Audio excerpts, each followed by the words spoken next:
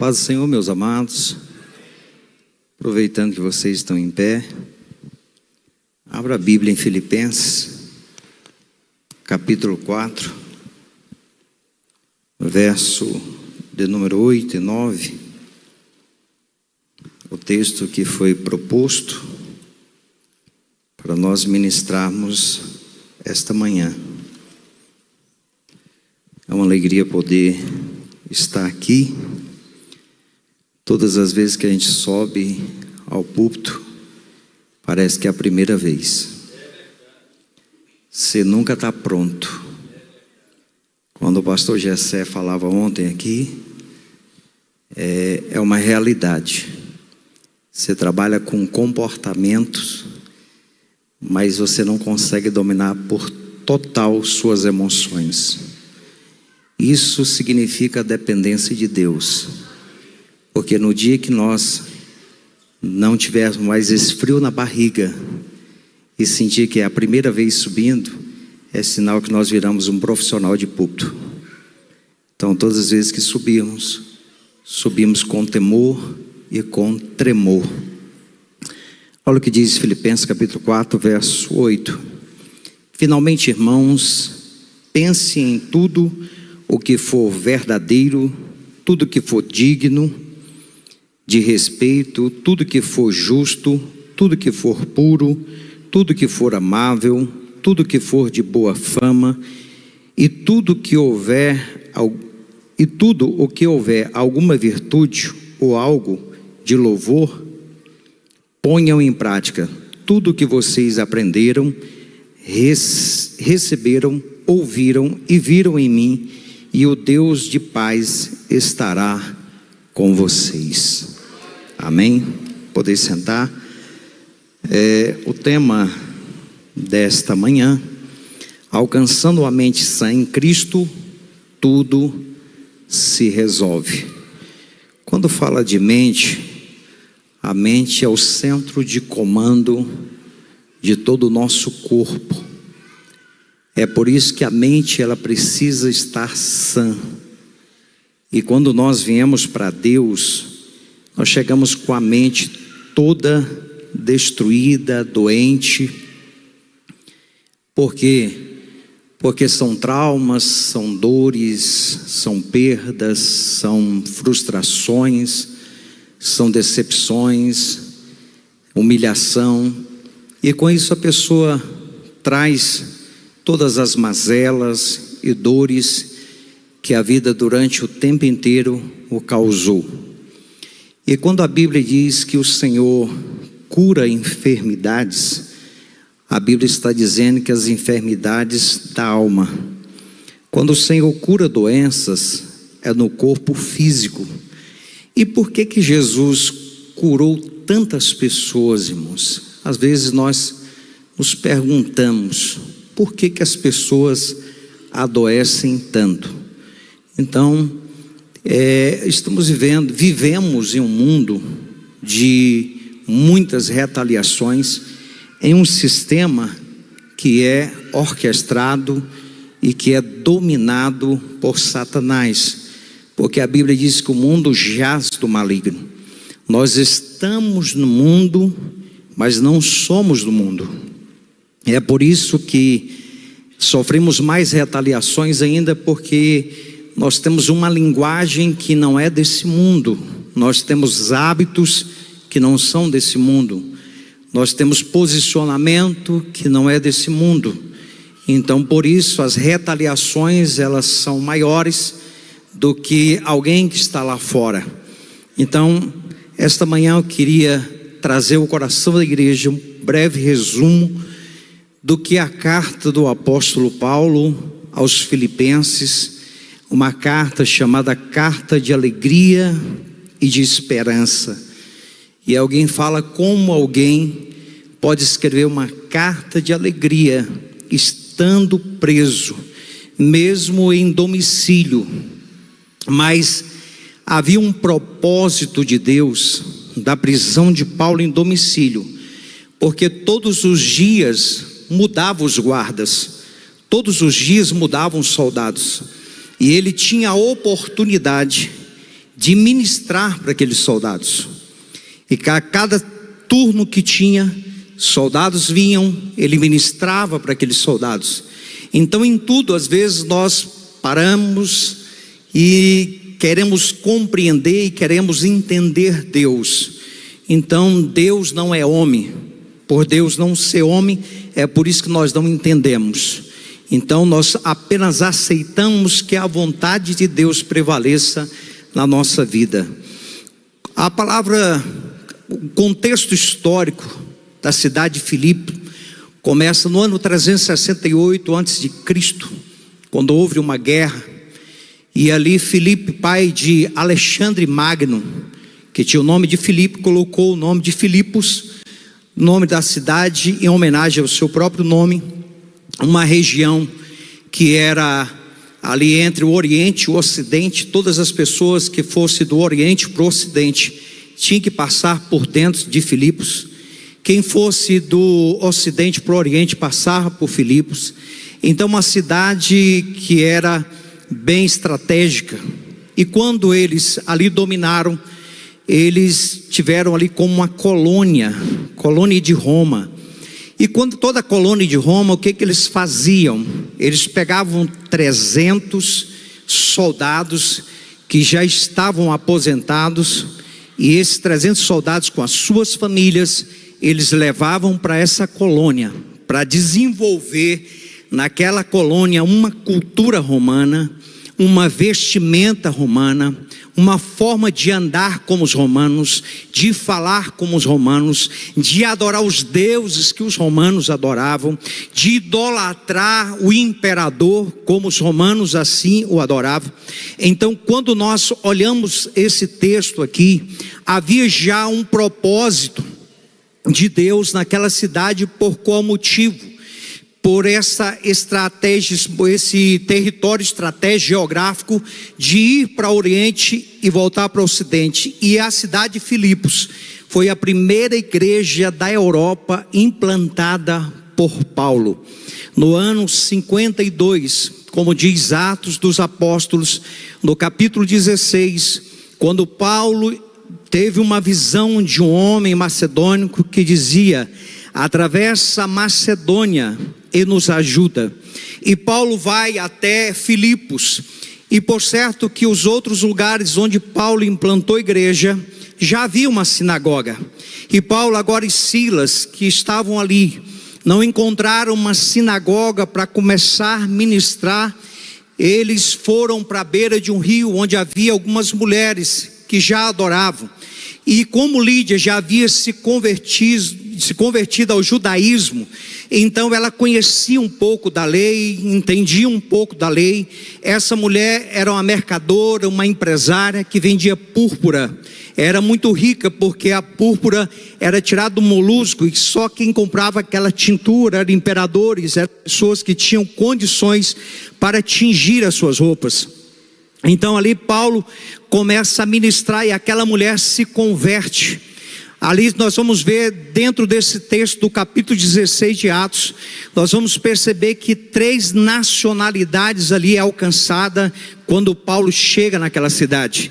Quando nós falamos de Lídia, ela era uma mulher asiática, era empresária, e no entanto os cultos começou a fazer na sua casa, e de repente agora ele sai todas as vezes para orar. Uma moça escrava, que os seus senhores ali ganhavam muito dinheiro com ela, com adivinhações, e de repente Paulo expulsa o espírito maligno de adivinhação que havia naquela moça. Aquela moça também já se converte ao cristianismo. Dali começa agora uma perseguição. Por quê? Porque quando Paulo expulsa aqueles demônios, ali eles começam a dizer: quem é esse que está agora aterrorizando, que está causando tumulto na cidade de Filipos? e eles são levados ao cárcere, e ali no cárcere, segundo a palavra de Deus, no lugar escuro, amarrado pés e mão. Muitas vezes o inimigo, quero dar um parênteses aqui, muitas vezes o inimigo pensa que te prendeu, que agora acabou, que agora é o fim, mas ainda existe fôlego. Se existe fôlego, existe vida. Se existe vida, existe esperança. Se existe esperança, abre a tua boca, adore o Senhor, glorifique ao Senhor e exalte a Ele, porque Ele vai vir ao seu encontro na sua intervenção. Louvado seja o nome do Senhor. E Paulo está ali, e a Bíblia diz que já é escuro. Eles começam agora a entoar um hino. Eles começam agora a glorificar a Deus por meio do louvor. E de repente um terremoto se dá naquele lugar. Segundo estudiosos dessa área, diz que um terremoto ele só pode dar onde tem a brecha de uma placa tectônica, quando choca uma com a outra. Mas os estudos dizem que Macedônia estava no meio de uma placa tectônica, e por estar no meio de uma placa tectônica, só poderia ser uma intervenção divina, um terremoto acontecer, ninguém morrer, só as cadeias quebrarem, se abrirem, para que um milagre do Senhor e da salvação chegasse a uma pessoa naquele lugar. De repente aquele soldado que estava ali no seu turno, vê todas as cadeias abertas, entra em desespero, e Paulo diz: ninguém foi embora, não tire a sua vida, porque sabia ele que se ele deixasse todos aqueles morrer, ele seria o próximo a morrer. Então ele estava pensando em tirar a sua própria vida, quando Paulo diz assim: estamos todos aqui. E quando ele vê o milagre, ele diz assim: ei, o que eu posso fazer para herdar a vida eterna? O que eu posso fazer para servir esse Deus? Ele disse assim: olha, crê no Senhor Jesus, que será salvo tu e a tua casa. Louvado seja o nome do Senhor. Aqui nós falamos de 3 classes de pessoas que foram alcançadas naquele dia. Uma mulher de classe alta, que era Lídia, vendedora de púrpura. Uma mulher que era escrava. Ela era da Ásia, Lídia. A escrava era da Grécia, era uma mulher da Grécia. No entanto, era uma escrava, era pobre. E também alcançou alguém de classe média, porque era um soldado romano. O que eu posso entender aqui esta manhã é que Deus não escolhe a classe. A igreja é formada por igreja, classe média, classe alta, classe baixa. Deus não escolhe pessoas pela sua classificação. Deus escolhe aqueles que têm um coração que deseja que a vontade de Deus prevaleça sobre a sua vida. Então uma era da Ásia, outro era grega e outro romano. Então ali começa-se a adoração ao Senhor e começa uma igreja. E essa igreja é implantada em Filipos. E a partir desse momento é uma igreja que Paulo dá muito prazer para Paulo. Mas toda igreja tem as suas dificuldades. E Paulo agora percebe que a igreja estava sofrendo tanto uma pressão externa. Por quê? Porque havia um orgulho implantado por causa da cultura romana. Havia uma cultura romana implantada de orgulho de ser romano, de orgulho de participar do império romano. Então agora essa cultura que estava lá fora, de repentemente, sorrateiramente começou a adentrar dentro da igreja.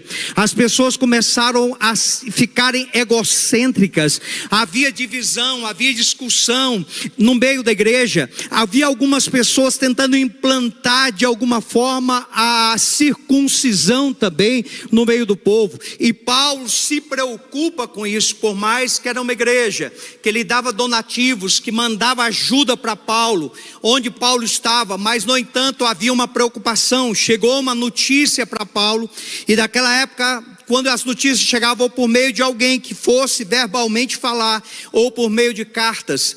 Então, quando chega a notícia para Paulo, Paulo agora resolve escrever, segundo estudiosos, essa carta aos Filipenses. Ela é dividida em duas partes, e eles juntaram no momento que houve a junção da Bíblia, mas ela é dividida em duas partes.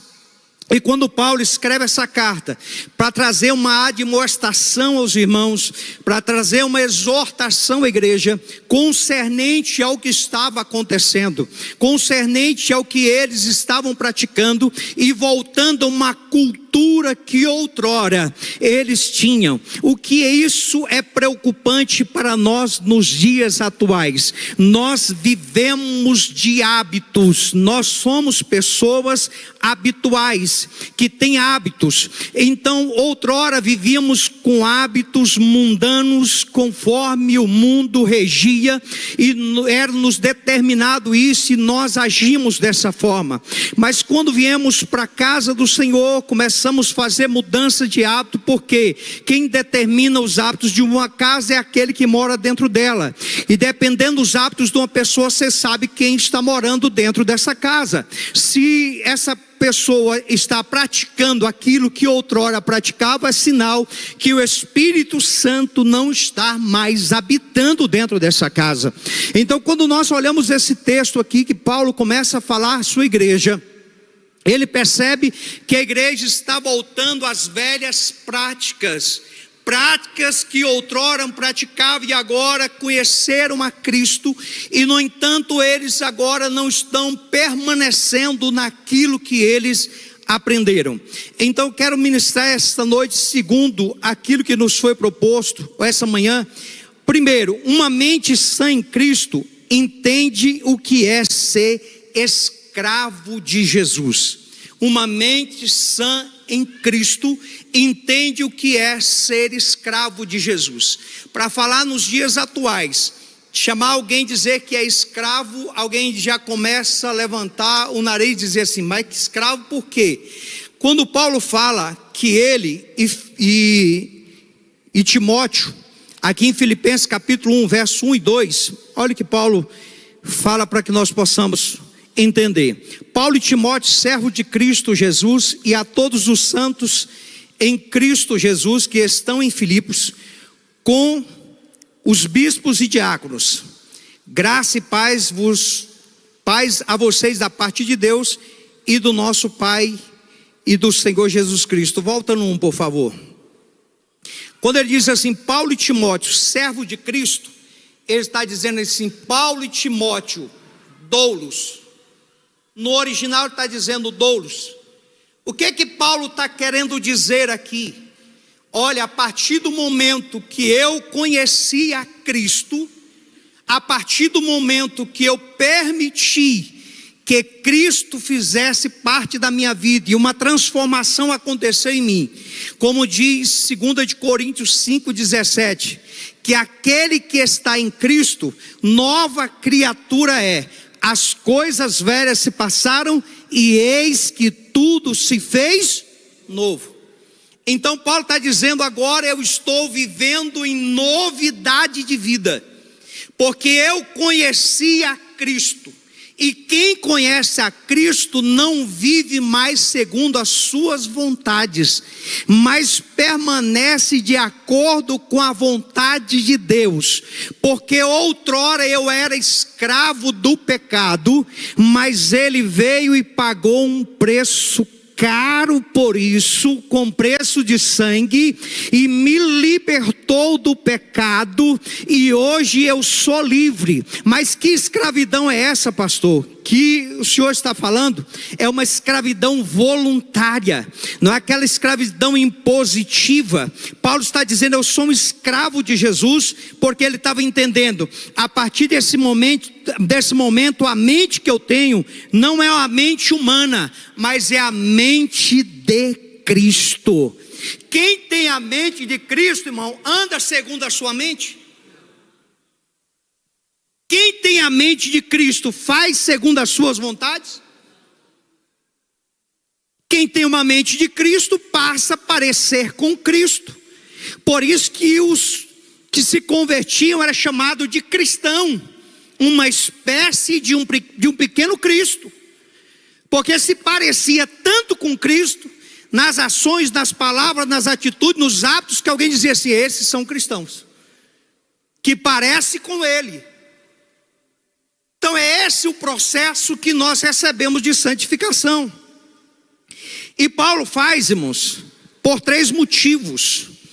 A mente, olha aqui, uma mente sã em Cristo, a gente entende o que é ser escravo de Jesus.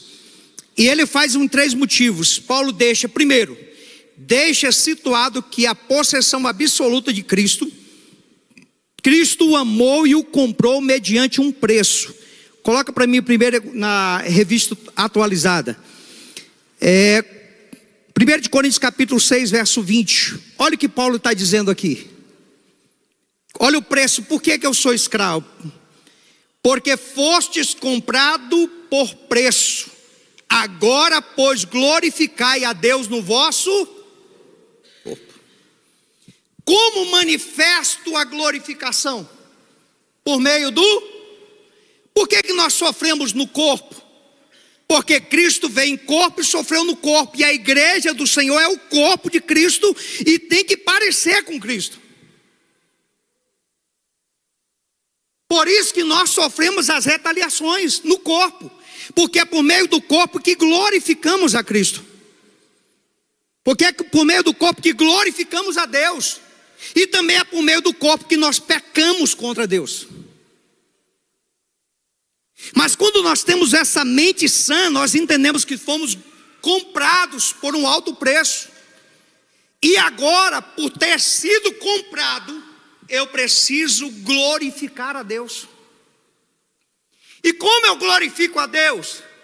João 15, 8. Olha o que diz. Como nós glorificamos a Deus? Nisto é glorificado o meu Pai, em que deis muito fruto, e assim vos tornareis meus discípulos. Como é que eu fui comprado por um alto preço? Como é que eu posso agora glorificar a Deus? Qual é a minha ação para glorificá-lo? Aí a palavra de Deus vai dizer: por meio dos nossos frutos. E ainda diz assim, que dê muito fruto. Conforme você vai frutificando, o nome do Senhor está sendo glorificado. Nós precisamos entender que não fomos chamados para ser infrutíferos.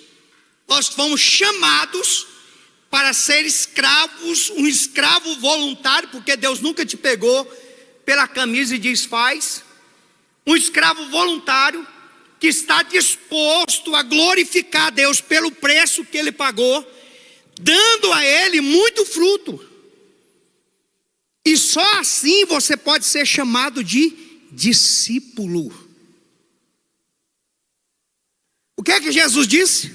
Ide fazei muitos crentes. O que Jesus falou? Ide fazei discípulo, por quê? Porque parece com quem? Com o seu Senhor. Ele disse: ide fazei discípulo de todas as nações. Então eu só posso ser chamado de discípulo, e só posso glorificar a Deus se eu estiver dando muito fruto. E a Bíblia não está dizendo pouco fruto, mais ou menos fruto. Ele está dizendo que tem que dar muito fruto. Então Paulo deixa o segundo motivo que Paulo explica por ser escravo de Cristo é ter uma mente sã. Deixa claro que se deve a Cristo uma obediência absoluta. O escravo não tem vontade própria, sua vontade é do seu Senhor. Decisões do Senhor são as que regem sua vida. Mateus capítulo 7, verso 21. Olha o que diz Mateus 7, 21. Nem todo que diz Senhor, Senhor entrará no reino dos céus, mas aquele que faz a vontade do meu Pai que está no céu. O que é que eu entendo com isso, irmão? é que quando eu tenho uma mente de Cristo, eu não faço mais a minha vontade. O que prevalece é a vontade de Deus na minha vida. Agora, enquanto eu estou regendo a minha vida, eu não estou no centro da vontade dele. Ganhei do ciclo de oração ontem, irmão. Serve hoje. Eu não estou no centro da vontade dele. Eu preciso ter essa convicção de quem é um escravo voluntário, ele é obediente. Olha o que diz em João capítulo 12, verso 26. Dentro ainda desse: se alguém me serve, segue-me. E onde eu estou, ali estará também o meu servo. E se alguém me servir, o Pai o honrará. Oh, glória!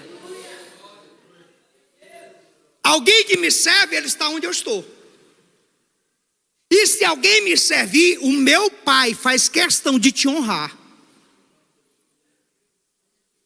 Porque está vendo a sua disponibilidade, está vendo o seu amor, está vendo a sua vontade, está vendo o seu querer, está vendo o seu esforço, está vendo a sua dedicação. E Deus está dizendo assim: eu não vou ficar te devendo. Por ver tanta dedicação e esforço da sua parte, eu vou te honrar. E Paulo fala do terceiro motivo, que ele explica que uma mente sã em Cristo entende o que é ser escravo de Jesus.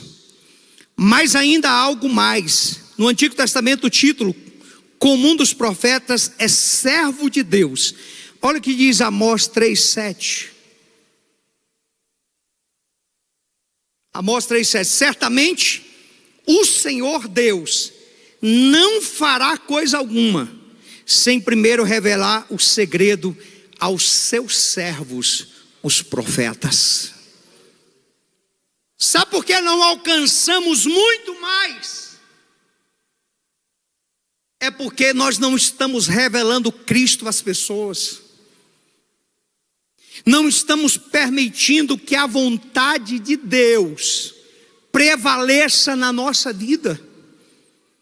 Estamos sendo omissos. Me faz lembrar de uma história verídica de duas pessoas que trabalhavam juntos há 10 anos. Um era convertido e o outro não. O que não era convertido chegou numa segunda-feira, na maior alegria do mundo, chamando aquele amigo e dizendo assim: ei, ontem eu tive um encontro com Jesus. Jesus entrou na minha vida. E como você é meu amigo, foi a primeira pessoa que eu vim para falar. E ele disse assim: eu também sou crente. E ele disse assim: quantos anos você empatou de eu conhecer a Cristo? Porque nunca você me apresentou Jesus. Por que você nunca me disse o quanto ele era bom? Quantos estão assim? Nem o testemunho fala de Jesus. E é uma máxima que eu carrego comigo, que diz o seguinte: as tuas ações falam tão alto que não consigo ouvir sua voz.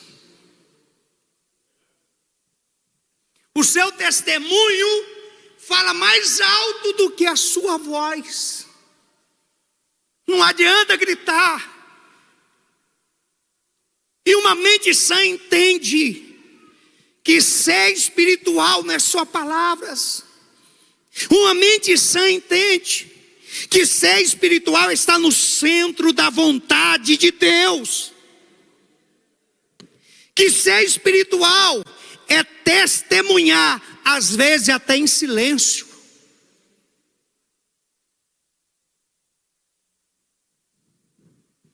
As tuas ações falam tão alto que não consigo ouvir sua voz. Olha o que diz Jeremias 7:25. Certamente, desde o dia em que vossos pais saíram da terra do Egito, até hoje, enviei-vos todos os meus servos, os profetas, todos os dias, começando de madrugada, eu os enviei. Só vai quem é obediente, e só é obediente quem é escravo, e só é escravo quem é escravo voluntário, e só é escravo aquele que glorifica a Deus por meio de quê? Das suas ações. Deus é glorificado, irmão, não é quando eu dou um glória a Deus. Você glorificar aqui é a reação do que você está sentindo, por isso que eu não peço ninguém para dar glória. Se eu estou sentindo, eu vou glorificar. Se eu não estou sentindo nada, eu não vou glorificar. O culto, ele é individual. Eu tenho que sair da minha casa e dizer assim: eu vou para a igreja prestar um culto ao Senhor, e o meu culto será um culto de excelência. Então glorificar não é consequência do que eu estou sentindo, está aqui dentro, mexendo, e eu preciso abrir a minha boca e dizer: glórias a Deus, louvado seja o Senhor, exaltado o teu nome, Senhor, obrigado. Sabe qual a oração dos judeus todo dia pela manhã? Senhor, obrigado, porque o Senhor devolveu a minha alma, sinal que o Senhor ainda tem propósito com a minha vida. Todos os dias ele ora: Senhor, gratidão, porque o Senhor devolveu a minha alma, sinal que ainda o Senhor tem propósito comigo na terra. Tem vivo aqui esta noite, essa manhã? Tem crente vivo aqui esta manhã? Aleluia. A escravidão cristã não é uma sujeição rasteira e objeta, mas sim, como diz o lema cristão, ser seu servo é ser um rei. Aleluia. Ser escravo de Cristo é o caminho da liberdade perfeita. Ser escravo de Cristo é ser rei, irmão. Ser chamado de escravo de Cristo, aqui está dizendo, olha, ser um escravo é ser um rei. Já dizia Spurgeon. E ele está dizendo mais: escravo de Cristo é o caminho da liberdade perfeita. Segundo, para ter uma mente sã em Cristo. Quem tem uma mente sã em Cristo não causa divisão na igreja, não causa discórdia, não causa partidarismo, não destrói comunhão, não afasta as pessoas, não destrói casamentos, não destrói famílias. Quem tem uma mente sã na igreja quer viver em comunhão, quer viver em unidade. Ele não olha o irmão como adversário, ele olha o irmão como um parceiro. Quem tem a mente sã, irmãos, não causa discórdia. O que Paulo diz em 1 Coríntios capítulo 3, verso 1 a seguir. Olha o que Paulo escreve aos irmãos, aos coríntios, uma igreja infantil, uma igreja que não tinha maturidade. Eu, porém, irmãos, não vos pude falar como a espirituais, e sim como a carnais, como a crianças em Cristo.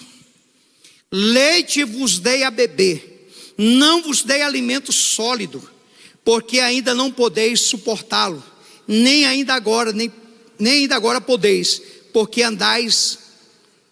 ainda sois carnais. O 3, porquanto havendo entre vós ciúmes, contendas, não é assim que sois carnais e andais segundo os homens?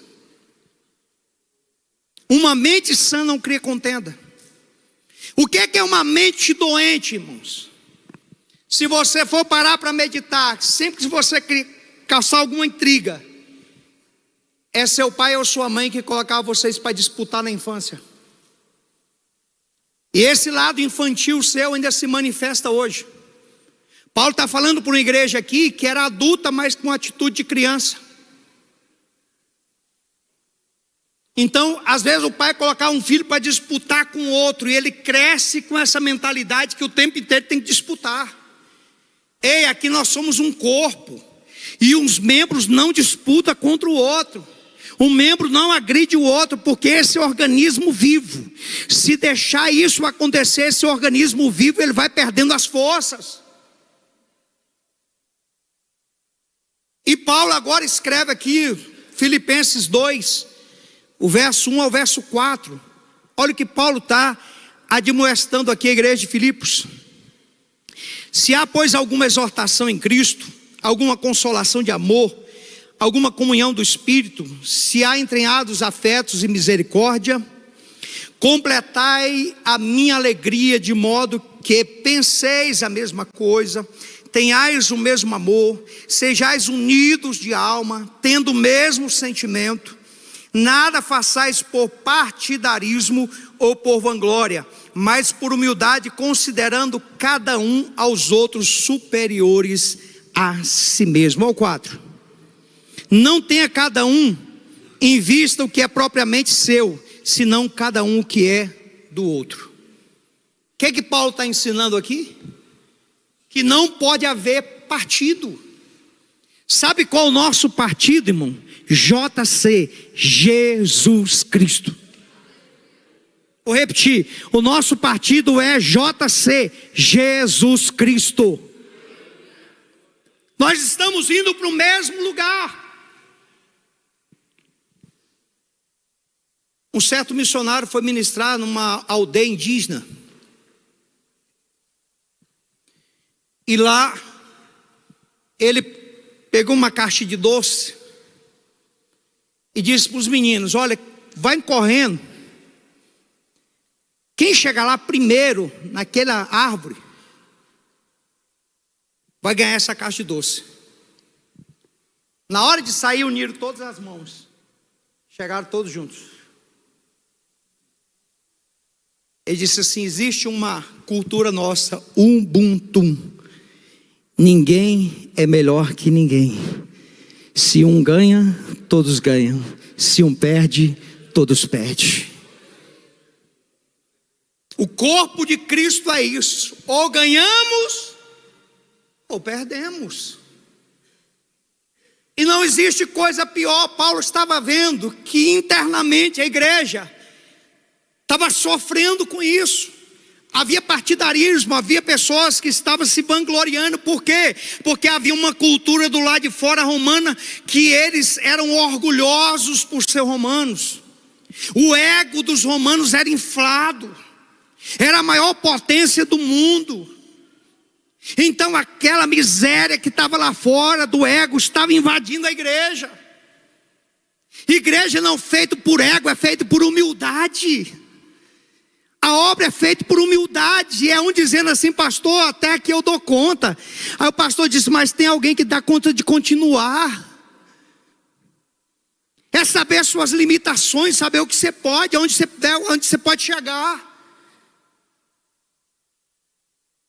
Eu sou apaixonado em ver aqueles pregadores de rodoviária, irmão, de rua.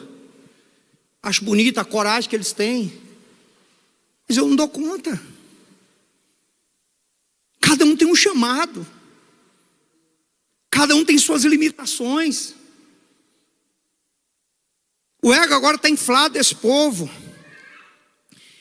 O problema, irmãos, era o padrão cultural de honra que existia entre os romanos. Agora queria implantar dentro da igreja. Alguém varria a igreja, queria que alguém chegasse no púlpito e dissesse assim: oh, parabéns, você varreu a igreja. Se não falasse, ele começava a ficar emburrado.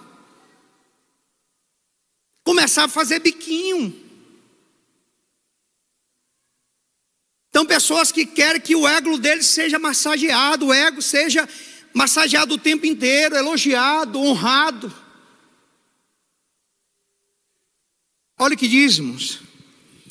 No versículo 3 e 4, o apóstolo nos apresenta as 3 grandes causas da desarmonia. Conflitos internos alimentados pelo ego. Se você perceber qualquer conflito, graças a Deus nossa igreja não tem isso, né, pastor? Qualquer conflito que tem na igreja, irmão, pode ver que tem a ver com ego inflado. Pode ver que tem alguém que quer ter razão. Há 10 anos atrás eu tive uma discussão com o pastor Lítio, meu irmão. E a discussão foi feia por telefone. Um ficou magoado de cá, outro ficou magoado de lá. E meu irmão Renato entrou no meio e disse assim: Ricardo, você tem mais facilidade de ceder. E ele me falou uma frase que eu nunca mais esqueci. Ele disse assim: olha, é melhor a paz do que a razão. Eu na mesma hora peguei o telefone, liguei e pedi perdão para o meu irmão. Olha o que aconteceu esses dias, irmão. Nós estávamos em Minasul. E alguém da família distratou a minha esposa de tal forma, na minha frente. O velho homem, irmão, fez assim, ó. Pum. Fiquei vermelho, fiquei sem respirar. E o que eu fiz, irmão? Chamei minha esposa, vi que ela começou a querer chorar. Peguei minha esposa, coloquei dentro do carro e vim embora. Eu ia voltar no domingo, voltei na sexta. Porque se eu fosse discutir, eu queria ter minha razão. Ia estragar a festa de todo mundo. As pessoas me ligaram depois, o que aconteceu? Eu falei, não, é tranquilo, eu só não queria estragar a festa. Quando foi domingo, o pastor estava ministrando aqui sobre o perdão. O Espírito Santo tocou no meu coração para me ligar para essa pessoa e pedir perdão para ela por ela ter me magoado. Entende, irmão, o paradoxo de Deus? Entende o que é o evangelho? Aí eu pergunto, irmão, eu liguei, ele atendeu? Não. Pedi uma pessoa para intermediar, a pessoa disse que ele respondeu da seguinte forma: não estou preparado ainda. Amém. Então, irmão, se eu fosse inflar o ego, ele distratou da minha esposa, ele maltratou a minha esposa. Ah, não, eu tenho razão. Não, irmão, eu sou crente. Crente não tem razão, crente tem que viver em paz. Olha o que Paulo diz, irmãos. Em primeiro lugar, havia uma ambição egoísta no meio do povo. Tiago capítulo 3, verso 14 ao 16. Havia uma ambição egoísta. Olha o que diz: se pelo contrário tendes o vosso coração inveja, amargura e sentimento faccioso, nem vos gloriei disso, nem mintais contra a verdade. Esta não é a sabedoria que desce lá do alto, antes é terrena, animal e demoníaca. Ó 16: pois onde há inveja e sentimento faccioso, aí há confusão em toda espécie de coisas ruins. O que é facção, irmão? É criar um grupo, um partido. Eu tenho esse partido, esses irmãos gostam de mim, então não misturo com lá. Só nós faz churrasco junto, só nós caminha junto, só nós come junto, só nós comunga junto, só nós fala mal da igreja junto, só nós fala mal dos líderes junto, é só nós. O que é que a Bíblia diz? Isso é um instinto animal e demoníaco. Facção. O que é que a Bíblia diz? O próprio Cristo disse assim: esse é expulsa os demônios pelo dedo de Beelzebu. Se Jesus disse assim: se eu expulso os demônios pelo príncipe dos demônios, esse reino está dividido, e reino dividido não subsiste. Quanto mais nós unirmos, irmãos, olha o que diz lá em Atos capítulo 2, verso 42 a seguir. Atos capítulo 2, olha como a igreja agia, irmãos, no princípio. E perseveravam na doutrina dos apóstolos e na comunhão. O que é a palavra comunhão? Koinonia. O que é koinonia? É algo tão entrelaçado, é igual assim, irmãos, união, um purê de batata. Unidade, um saco de batata, né? União. Unidade é o purê da batata, e ninguém sabe quem é quem. A comunhão é aquele que você está tão entrelaçado, parecido com o outro, que ninguém sabe quem é quem. Você está tão unido que você sente a dor do outro, o choro do outro, dá vontade de abraçar o outro, de cuidar do outro, de levantar o outro, de sustentar, de curar as feridas. Isso era a comunhão da igreja.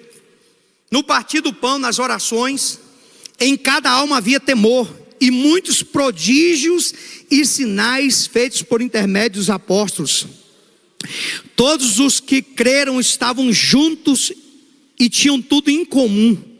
Vendiam suas propriedades aos bens, distribuindo o produto entre todos à medida que alguém tinha necessidade. Diariamente perseveravam unânimes no templo, partiam pão de casa em casa e tomavam as suas refeições com alegria e singeleza de coração, louvando a Deus e contando com a simpatia do povo. Olha o que é a igreja. A salvação vem por meio de nós, irmão. A gente tem que despertar no mundo essa simpatia da igreja. Contando com a simpatia do povo, acrescentava-lhe o Senhor dia a dia os que iam sendo salvos. O que está dizendo isso? Que o testemunho da igreja, da comunhão, do partir do pão, das orações de junta, comunhão, aquela coisa gostosa, unidos, ninguém falava mal de ninguém, a igreja uníssona, ajudava o que precisava, estava ali todo mundo pronto. O que acontecia? O mundo lá fora começava a olhar para a igreja e disse assim: eu preciso estar no meio desse povo, e esse povo tem um negócio diferente, eu vou lá para ver o que está acontecendo. E de repente eu ouvi a palavra de Deus, e quase 3.000 almas aceitavam Jesus, depois quase 4.000 almas, depois 5.000 almas, daqui a pouco, irmãos, a igreja está lotada, já não tinha, já estava expandindo para outros lugares. Isso é cristianismo. Isso é cristianismo. Outra coisa, irmãos, segundo lugar, logo o desejo de prestígio pessoal, de uma glória vazia. João 5,44. As pessoas tinham dependência de aprovação. Como estamos vivendo um tempo. Eu sei que tem muitas pessoas aqui que trabalham nessa área da saúde mental. Nunca houve um tempo de tanta aprovação, dependência de aprovação. Olha o que diz João 44: como podeis crer, vós os que aceitais a glória uns dos outros, e contudo não procurais a glória que vem do Deus único? Por que vocês estão procurando a glória uns dos outros? Irmãos, a obra é feita para glorificar Ele, não para ser visto pelo homem. Quantas pessoas aqui tem dentro da igreja que ele nunca subiu nesse altar, mas que faz uma diferença na intercessão, que ora pelos nossos pastores, que ora pelos líderes, que ora pelos casais, que ora pelas famílias. Você vai olhar no joelho e chega a estar preto, vai dar uma palavra, não sei, não dou conta, mas quando ela abre a boca, os céus abrem, irmão, para ouvir a intercessão daquela pessoa. O que é interceder? Colocar no meio e dizer: Senhor, ajuda, apoia, cuida, abençoa. São anônimos que ninguém está vendo, mas os céus estão vendo. Aleluia, os céus estão abertos.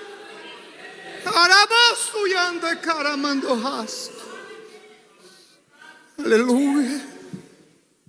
Procurando glória para si, irmãos. Olha o que diz Provérbios 29:2. Provérbios 29:2. Vou correr aqui que o tempo já está. Provérbios 29:2. Quando se multiplicam o justo, o povo se alegra. Quando, porém, domina o perverso, o povo suspira. Acho que eu anotei errado, irmãos, perdoe. 27:2, desculpa. 27:2.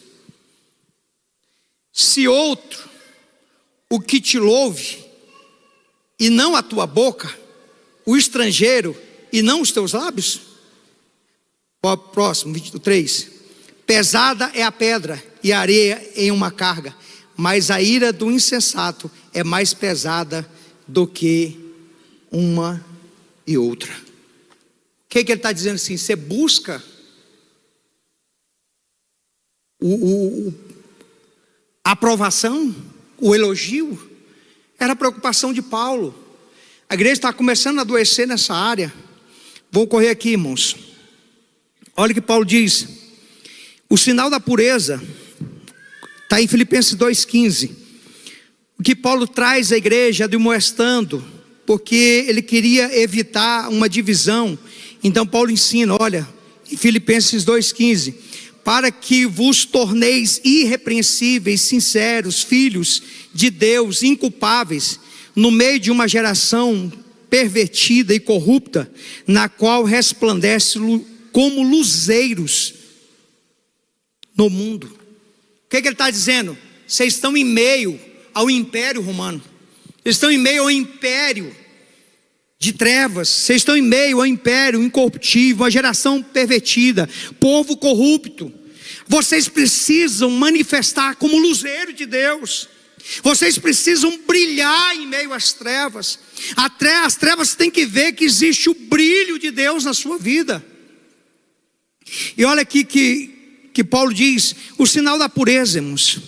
A palavra que traduzimos por irrepreensível, no original amemptos, que expressa que o que o cristão é no mundo. O cristão não só deve ser puro, mas também deve viver uma pureza que seja vista por todos. A mulher de César não tem que ser só honesta, ela precisa parecer honesta. A mulher de César não precisa ser só fiel, ela também precisa parecer fiel. A igreja não tem que ser só fiel, a igreja precisa ser fiel, ela precisa aparecer. O mundo precisa ver. E como o mundo vê? Externado por meio do corpo. O que diz Romanos capítulo 2, verso 12? 12 verso 1. Rogo-vos, pois, irmãos, pela compaixão de Deus, que apresenteis o vosso corpo em sacrifício vivo, santo e agradável a Deus, que é o vosso culto racional. Paulo está dizendo como é que nós prestamos o culto. E como é que o mundo vê se não há evidência? Se nós não mostramos por meio das ações. Não é dons, a igreja de Coríntios tinha todos os dons, só que era uma igreja infantil. O que determina que eu tenho Cristo na minha vida é o fruto do Espírito. É sinal que Ele está habitando em você. Se Ele habita, Ele produz um fruto. Se Ele produz um fruto, tem 9 virtudes, como 9 características que foi falado aqui ontem. E uma delas é a alegria. Irmão, tem crente que serve a Jesus, que as pessoas olham para ele e acham que Jesus faz mal para ele, pastor. Porque parece que ele comeu 2 quilos de jiló, tomou 1 litro de limão e foi batizado no vinagre.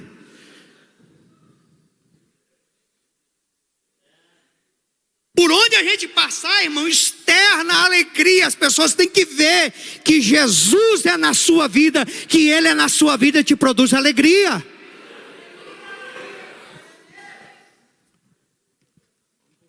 Nosso tempo está indo embora. Estou terminando. Olha aqui, irmãos. Uma mente sem Cristo significa conhecer Cristo. E o que é conhecer Cristo, irmãos? É a morte diária do ego. Para ter uma mente sem Cristo, eu preciso matar o ego todos os dias. Eu preciso matar o eu todos os dias. O que Paulo disse? Não vivo mais eu, mas Cristo vive, hein? Não vivo mais eu. Ele está dizendo assim, o eu está anulado. Eu estou anulando a cada dia o meu eu. E Paulo agora encontra alegria em tudo, irmãos. Na dor, na perda, na falta, na honra. Ele diz assim, eu aprendi a ser alegre. Em Filipenses 4:10. Eu aprendi. O que ele está dizendo? Não é algo que eu já fiquei sabendo. Eu fui aprendendo, fui praticando, até eu aprender. Que o que me dá alegria não é a circunstância, mas é Deus. Alegrei-me sobremaneira no Senhor, porque agora, uma vez mais, renovaste o seu favor ao vosso cuidado, qual também já tinhas antes, mas vos faltava oportunidade. 11. Digo isso não por causa da pobreza, porque aprendi a viver contente em toda e qualquer situação. Lá em casa, irmão, nós temos uma cultura. Aqui em casa ninguém reclama. Porque quando eu reclamo, eu abro uma porta. É como se eu adorasse o diabo no deserto.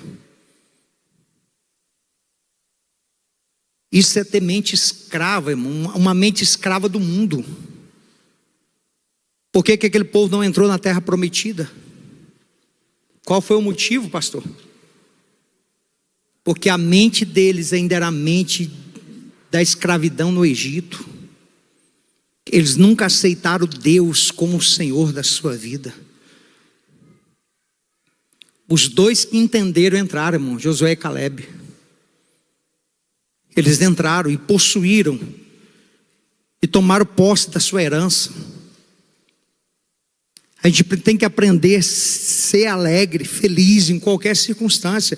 Pastor, eu tenho que ser feliz o tempo inteiro? Não, irmãos, eu sou feliz, mas há momentos que a gente também somos emoção, somos seres humanos. Eu também não vou dizer que eu tenho que estar o tempo inteiro rindo para as paredes.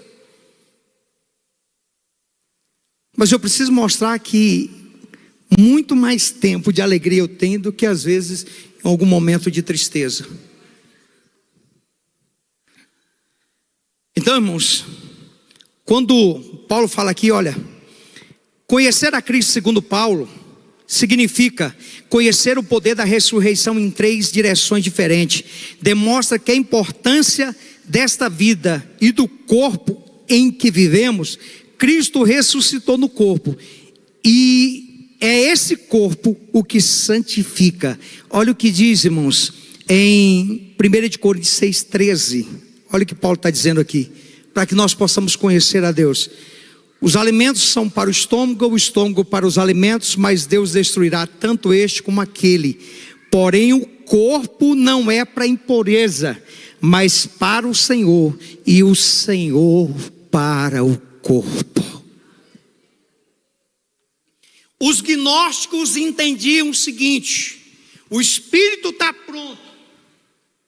Por que Paulo falou da ressurreição e do corpo? Porque o gnosticismo estava entrando na igreja de Filipos,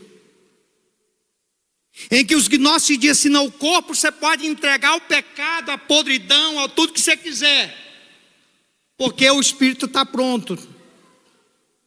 E Paulo vem agora, irmãos, exortar a igreja que está errado, que esse corpo precisa ser preservado, porque chegará um dia que esse corpo incorruptível se transformará num corpo corruptível. Esse corpo corruptível se transformará num corpo incorruptível e de glória. O que Paulo está dizendo aqui? Ei, conserva. A prática do pecado vem por meio do corpo. Os desejos vêm na alma e o corpo pratica. E Paulo está dizendo assim: conserva. Porque mesmo aqueles que morrerem, naquele dia, ressuscitarão primeiro. O que Deus está dizendo? O corpo é importante. Então, para ter uma mente sadia, eu preciso preservar meu corpo. O meu corpo é templo do Espírito Santo. 1 Coríntios 6,19. Acaso não sabeis que o vosso corpo é santuário do Espírito Santo, que está em vós, o qual tendes da parte de Deus, e que não sois de vós mesmos? Ei, alguém pagou. Se alguém pagou, é dono. Você não pode estar oferecendo aquilo que não é seu mais. O teu corpo é templo do Espírito Santo, e o que habita em você é santo. Aleluia! Vamos ficar de pé, irmãos.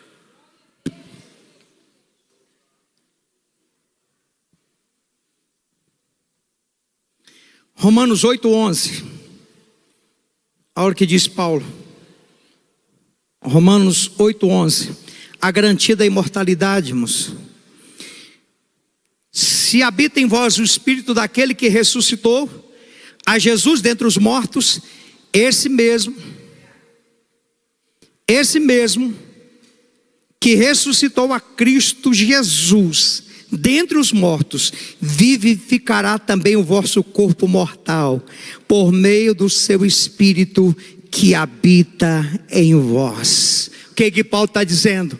O Espírito Santo que ressuscitou Jesus ao terceiro dia, é o mesmo que habita na igreja, e esse mesmo Espírito Santo vivificará a igreja do Senhor naquele dia. Louvado seja o nome do Senhor. Então, para ter uma mente sã, irmãos, para terminar, o verdadeiro terreno de uma mente sã, Paulo termina com Filipenses 4, o verso 8 e 9, ele diz, Paulo, para elaborar essa lista, irmãos, dessas coisas dignas, nas quais os homens podem posar a sua mente. Paulo disse assim, olha, o que vocês podem fazer como igreja. Paulo não lista uma proibição de critérios, irmãos. Paulo agora está listando aqui um terreno que uma mente sã pode palmilhar. Ele está dizendo assim, tudo que é verdadeiro. O que ele quer dizer com isso? Aquilo que não é ilusório, aquilo que não é falso, aquilo que é verdadeiro, tudo que é honesto. Ele está dizendo assim, dignidade moral. Tudo que é justo, ele está dizendo assim, tenha o caráter de Deus. Tudo que é puro, que vem da palavra agnus, descreve o que é moralmente puro e livre de manchas. Tudo que é amável, que vem da palavra original mofate, mas a melhor tradução é agradáveis, comunhão. Tudo que é de boa fama, ele está dizendo assim, não dê escândalo, não escandalize. E Paulo termina, Paulo mostra agora que a mente sã, irmãos, ele consegue enxergar que ele serve a um Deus de paz. Em realidade trata-se de um título favorito. Olha o que diz Romanos capítulo 16, verso 20. Olha o que Paulo está dizendo.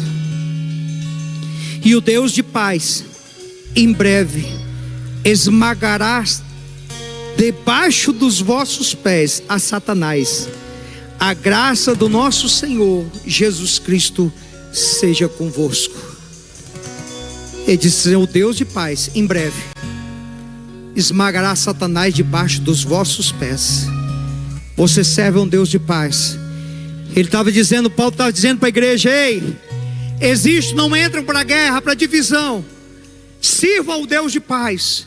Ele diz mais, irmãos, para Paulo Deus era um Deus de esperança. Romanos 15, 13. Olha o que Paulo diz. E o Deus da esperança vos enche de todo gozo e paz no vosso crer, para que sejais ricos de esperança no poder do Espírito Santo. E Paulo termina dizendo, para Paulo Deus era o Deus de paciência, de misericórdia e de consolação. Romanos 15, 5. Olha que Romanos 15, 5 diz. Ora, o Deus da paciência e da consolação vos conceda o mesmo sentir de uns para com os outros, segundo Jesus Cristo. Deus abençoe sua vida, Deus abençoe sua casa, e Deus abençoe a sua família, em nome de Jesus.